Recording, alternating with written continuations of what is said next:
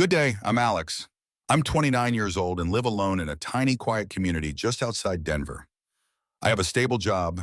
I work in logistics for a medium-sized company, and things have been relatively pleasant lately. Not perfect, but good. I recently experienced a breakup. We were together for a few months, nothing too long, but I'd be lying if I said it didn't hurt. I thought it could be heading somewhere. It turned out it wasn't, but you go on. I'm not the type of man who lets one thing ruin everything. I have my house Sunday football, and come on, that means a lot. Anyway, it was Sunday morning, one of those lazy, peaceful days when you don't have anything pressing to do, so you finally get around to tidying up your space a little. I was in that type of mood. Music on low windows open, and it's just me and the vacuum. I really enjoy it. It clears my mind. After I finished inside, I put out the trash, just ordinary things. And that's when I noticed her Melissa. She lives across the street, always has. She was sitting on the edge of her lawn in an old sweater and slippers clutching a coffee mug as if it weighed 100 pounds. I don't know, but she appeared to have not slept well in weeks. It was the first time I'd seen her without makeup, and she still looked lovely, but not in the normal manner in a human sense. We had always had a neighborly relationship, nothing more. I'd helped her fix her garage light once. She brought me cookies during the holidays. Just friendly. She's married with 2 children and appears to have a picture-perfect family. At least that's what I assumed. I waved. "Good morning," I said. She looked up slowly as if she had just realized where she was. "Hey," she responded. Then her voice lowered somewhat. "Alex, may I say something strange?" I paused. "Sure," I replied. "You okay?" She shook her head and stared me dead in the eyes. "I can't keep this in any longer." For a split second, I had no idea what she meant. I even chuckled, albeit awkwardly. "What exactly?" I asked, trying to keep things light. She looked down at her mug. "I don't want to discuss anything here, but I need to, and I don't have anyone." I halted. "Would you like to come over for a bit?" I said. "I can make coffee. Alternatively, crack a beer. Whatever you prefer." She paused, looked toward her house, then back at me. "Yes," she said.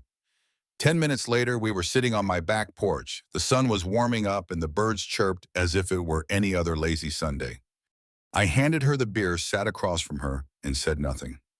She took a sip, then another, and then she began speaking. At first, just generalities, how busy life had become, how hard it was to raise children. I nodded without saying much, but then she dug deeper. She told me that she hadn't felt properly loved in years, that her spouse, whom I had always considered to be Mr. Perfect, no longer paid her much attention. "He vanishes," she said. "Sometimes for entire weekends, he claims it's work, but I'm not foolish." She stared me in the eyes. "I believe he's cheating on me. I can't verify it, but I feel it." She stated that the house felt like a museum, quiet cold. The only time she felt noticed was when she looked in the mirror and reminded herself that she still existed. "I've stayed because of the children, but I'm starting to think I'm teaching them the incorrect lesson." I wasn't sure what to say. I actually didn't. I'd always considered them to be among the best, you know, the type couple jogs together and publishes holiday pics with identical sweaters. "Honestly," I said, "I had no idea. You always appeared joyful." She grinned wryly. "That's the trick. Smile enough and no one will look too closely." We talked for several hours. She wept once, but not loudly, just a silent, exhausted tear slipped down her cheek like it had done before. I mostly listened. Eventually she got up. "Thank you," she said. "I didn't intend to throw this on you." "You didn't," I replied. "You only needed to let it out." "That's okay." She nodded, dried her eyes, and departed. I remained there for a bit after she left, trying to digest what I had just heard, not because I wanted to be involved. That wasn't my place, but it made me realize how little we know about the folks who live just 10 feet away. That night, I didn't watch the football game. I just sat and thought. It had been roughly 2 weeks since our chat on my back patio. Melissa hadn't stopped by, texted, or waved across the street, just silence. I didn't think much about it at first. Perhaps she felt ashamed about opening up, or perhaps things had settled down at home. In any case, I assumed it was one of those times that occurred, became heavy, and then passed. I returned to my usual work, workouts, football repeat. I spent more time outside as the weather warmed up. I mowed the lawn, fixed a leak under the kitchen sink. Even began reading again in the evenings, something I hadn't done for months. But even in the peaceful moments, I couldn't stop thinking about her. Not in a romantic manner, just wondering. Then one afternoon, when I pulled into my driveway after work, I noticed Ron, my older neighbor from 2 doors down, standing by his mailbox. I rolled the window down and waved. "Hello, Ron. How's it going?" He strolled up and leaned on the mailbox as if it were a part of him. "Have you heard about the Sandersons?" he inquired, indicating toward Melissa's home. I shook my head. "No, why?" He looked around as if someone was listening. "She's filed for divorce. Papers were submitted last week. She said she'd been done for a time." I froze. That was quick. But then I remembered what she'd said on my porch. She probably didn't make that decision overnight. Perhaps that night when she opened up, she had finally reached the point of no return. "Damn," I said. "I thought they were solid." Ron shrugged. "Everybody did. That goes to show you, doesn't it? Never really know what's going on inside someone's home." He was correct. You observe two adults happy on their porch barbecuing, walking their children to school, and you believe that's the entire story, but it isn't. It never is. That evening, I sat on my porch with a beer watching the neighborhood wind down.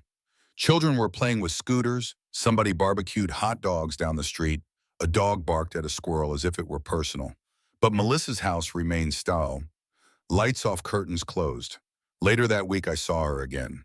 I was heading out of the grocery shop when I noticed her approaching her car, a bag of groceries in each hand and her keys just hanging from one finger. I hesitated before calling out, "Do you need a hand?" She turned and smiled slightly. "Alex, hello?" I volunteered to carry the luggage, and she didn't decline. We walked to her car silently. "I heard about everything," I responded cautiously. She didn't flinch. "Yes, word goes around." We stood there for a second, unsure what would happen next. Then she looked at me and murmured, "Thank you for that day. You didn't make it weird, you just listened."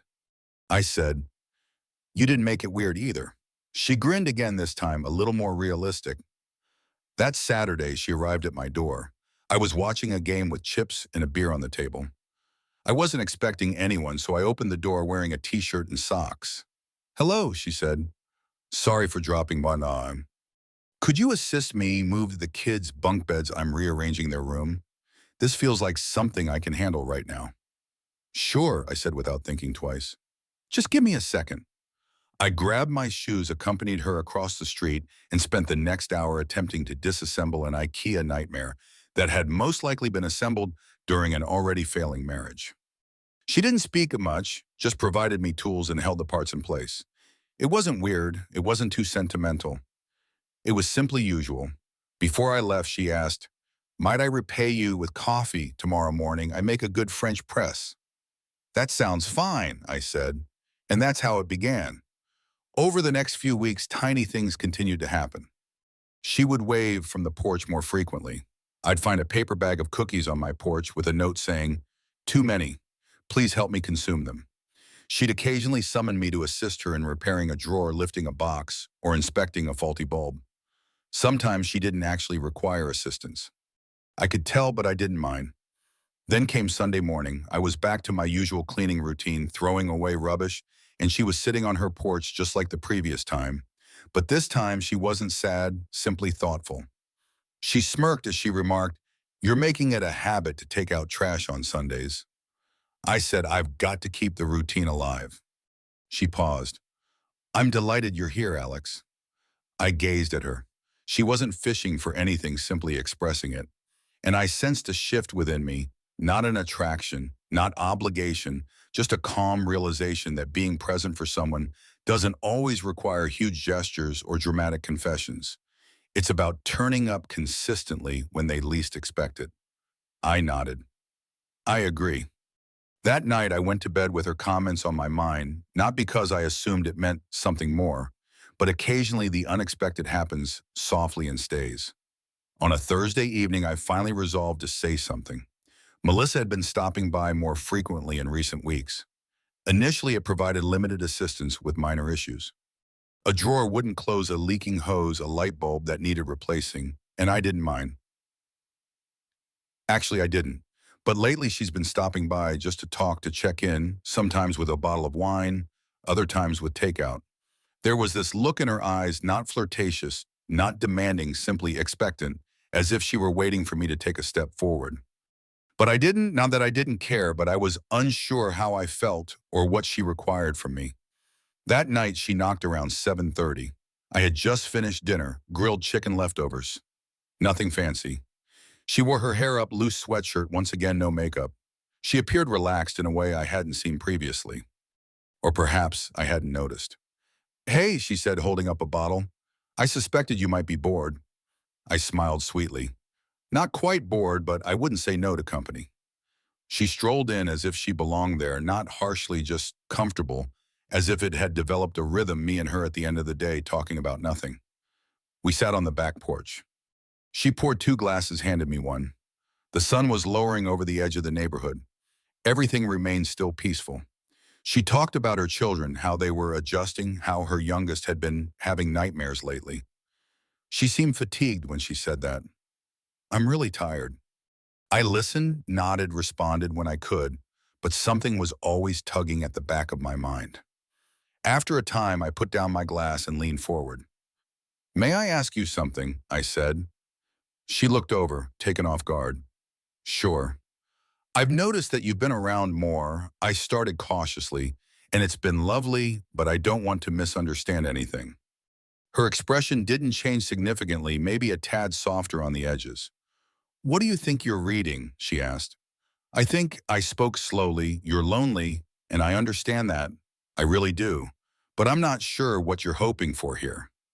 She didn't say anything immediately, just stared down at the deck beneath her feet, then looked up at me. "I've spent the last 6 years trying to be someone's wife, attempting to solve everything discreetly, trying not to ask too much. In the end, I felt like I was the only person there." She took a breath. "And now it's over.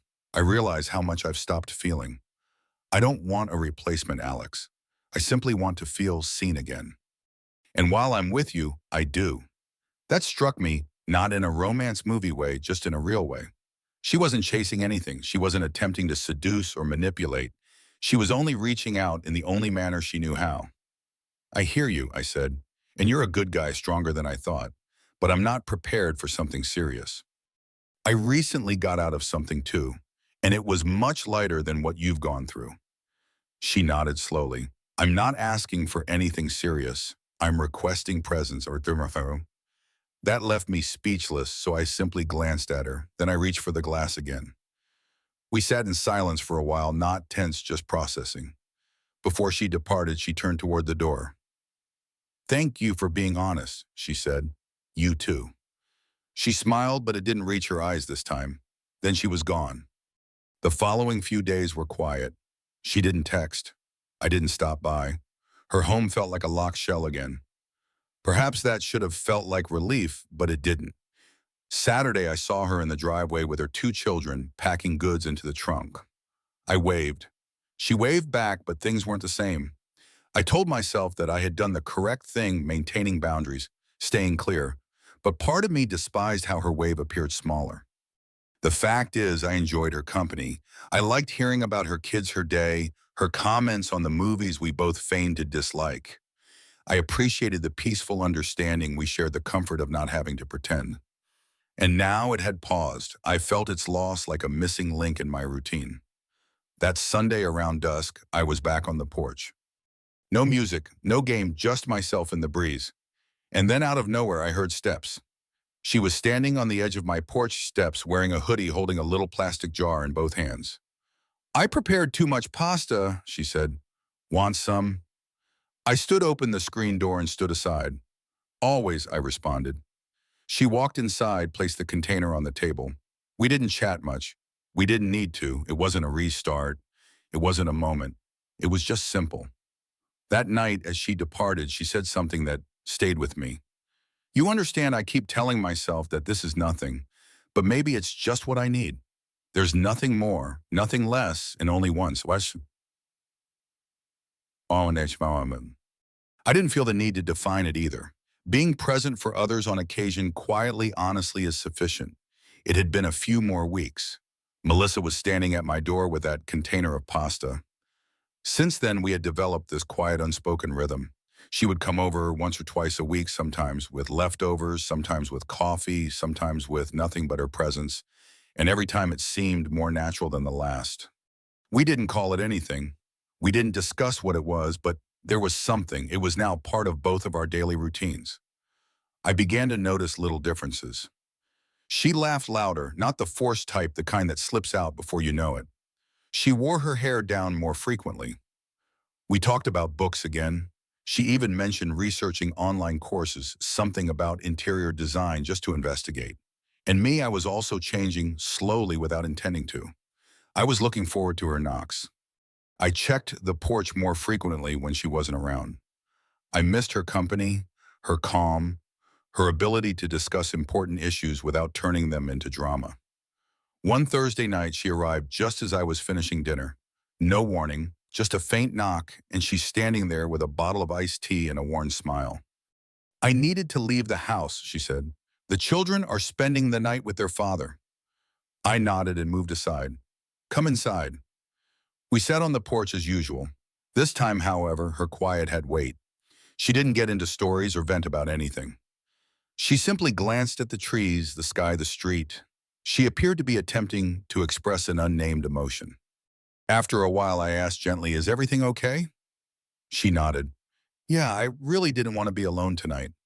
Something about the way she stated it stuck with me more deeply than I expected. We sat quietly for a long time after that. The following morning, I woke up and realized I hadn't thought about football in a week. That night, Melissa called me about 8.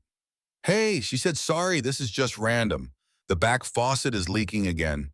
Do you think you could have a look?" I replied I'd come straight over. She opened the door before I could knock, flashlight already in hand. We spent the next 30 minutes messing with the outflow, laughing about how useless the handbook was. At one point, she leaned in to keep the base of the faucet steady, and for a moment we were just close, not in a romantic manner. Only two persons working together, feeling at ease in each other's presence. After we repaired it, she made us coffee. We sat at the kitchen table, an uncommon change of scenery. The place was silent. The kids were already asleep upstairs. The house, however, the same one I had seen from across the street for years, felt different. Inside lived impersonal, real. We talked for longer than usual that night, concerning topics we hadn't previously addressed: childhood recollections, regrets our former selves, and the individuals we were still striving to be. At one point, she stared at me and asked, "Do you ever feel like you're wandering through your own life?" I thought for a moment, then answered honestly, "Yeah, especially following the breakup. I kept convincing myself I was okay, but some days I'd find myself staring at the wall for 10 minutes without recognizing it." She smiled sadly. "That's exactly what it feels like. I feel like I've been living sideways for years." I didn't respond. I didn't need to. We just sat there quietly understanding. That weekend, something changed. She began texting more small things. "Discovered this music. I thought you would like it. Do you know of a decent site to install shelves? Would you like to come over? I prepared too much pasta again." And I didn't push back. I responded. I went. I remained longer. One afternoon, I went to the hardware store to obtain a part for my shed door, and I found a set of lawn lights on sale. I thought of her backyard, how gloomy it always seemed in the evenings, and I purchased 2 sets without thinking. That night, I arrived with the lights and a drill. "I figured your children might enjoy a little illumination in the backyard," I said. She gazed at me as if I had given her the moon. "You didn't have to." "I understand." We installed them together. The children assisted. When the sun went down, the garden was illuminated with a lovely warm glow that made everything feel softer. Her kid hugged my leg before returning inside. Her son inquired if I would be available for movie night on Friday. And Melissa, she simply looked at me, something unspoken in her eyes. That's when I knew I had unintentionally crossed a line, not a romantic one, an emotional one. This wasn't just about aiding a neighbor anymore. Later that night at home, I sat on my couch and pondered about everything about her: laughter, her stories, her peaceful way of sitting close to me without filling the room with noise. And I realized something unsettling. She was beginning to mean to me more than I had planned, more than I imagined I could bear again, especially with someone whose life was so full of actual weight and responsibility. 2 kids, a divorce, years of misery. I wasn't sure I could carry all of that. I wasn't sure if I should attempt, but I did know one thing for sure: I wasn't prepared to let go. Not yet. Summer slowly gave way to early autumn. The neighborhood altered with the season's trees turning gold at their tops, children riding to school in light jackets, porch lights turning on a little earlier each night. Life progressed as it always does. Melissa was still in it. We never defined what was going on between us, never sat down to sketch lines or give it a name. But we were spending time together consistently, comfortably, quietly. She would come by after putting the kids to bed. I'd stop by her house with groceries, tools, or simply because, yeah, she asked. Weekends faded into late evenings. Coffee turned into dinners. Dinners turned into extended discussions on the back porch. We weren't dating, but we weren't strangers. Whatever it was, it worked for both of us. Still, there were times when I found myself halting and wondering where this was headed. I would gaze at her and wonder, am I prepared for all of this? The answer wasn't always yes, but it wasn't a no either. We were in my backyard on a Saturday afternoon, putting together an old fire pit I had purchased from Facebook Marketplace. Melissa was reading the directions upside down and making caustic remarks. The kids were with their father for the weekend. It was just us. As I tightened a bolt, I looked over and said, half joking, "You know, I didn't expect to be spending my fall evenings building backyard furniture with my neighbor." She looked up and grinned. Neither did I, but here we are. And just like that, I understood how normal everything had become, how much room she had created in my life without pressing it. She didn't demand attention. She didn't ask me to be more than I was. She just showed up. And somehow that had been enough to bring me closer than I had thought. A few days later, we sat at her kitchen table after dinner. The children were upstairs half asleep. The dishes were still in the sink. I was sipping coffee and scrolling through my phone as she sat there watching the rain outside. Then she said something very unexpected. "You know, sometimes I forget I'm no longer married." I looked up. "Not in a negative way," she proceeded. "Just I spent years defining myself via that romance through what I was meant to be, wife, mother, fixer. So now I'm just Melissa." "That's not just anything," I said. She looked at me and smiled, the exhausted type that conveys more than words can express. "I don't want to start over," she explained. "I don't want a label or a big new chapter. I only want tranquility. I want to be around people that listen, someone who brightens the day." I nodded. "You've got it. At least here you do." And then was the first time I could feel it clearly. We weren't working toward anything more. We were already who we needed to be. No expectations, no pressure, no illusions of forever. Just present, support, real life. The next few weeks followed the same pattern. She came over whenever she wanted to. I did the same. We did have conversations on occasion. Sometimes we didn't. Sometimes she cried after a long day with the kids. Sometimes I complained about work. But primarily we just lived near each other, and it was enough. On a Sunday afternoon, I was watching a game on the couch. Melissa was sitting at the dining table assisting her daughter with homework. Her youngster was on the floor assembling something with Legos. The home sounded louder than usual, a little chaotic, but it felt warm, lived in. Strange, right? Later, when everybody had left, I sat there in silence, and I thought I didn't need anything else. I wasn't in love, not the large cinematic sort, but I cared deeply. I know she did too. We'd never kissed, never held hands, never crossed the line, and we didn't have to. One evening as she was leaving, she halted at the door and said, "Thank you for not expecting more than I can give." I said, "Thank you for giving me exactly what I needed." That was the final defining moment. After that, it was simply life ongoing, simple good. Months later, we are still here. She still lives across the street. We still see each other several times per week. Her children still call me Alex from over there. Sometimes she brings over dinner. Sometimes I deliver additional groceries. Nobody in the neighborhood asks questions.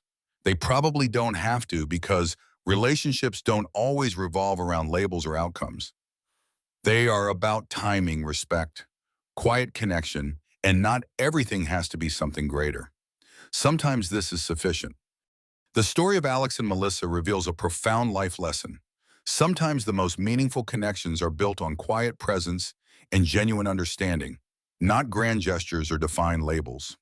Melissa, burdened by a failing marriage, found solace in Alex's willingness to simply listen, offering her a space to feel seen without judgment.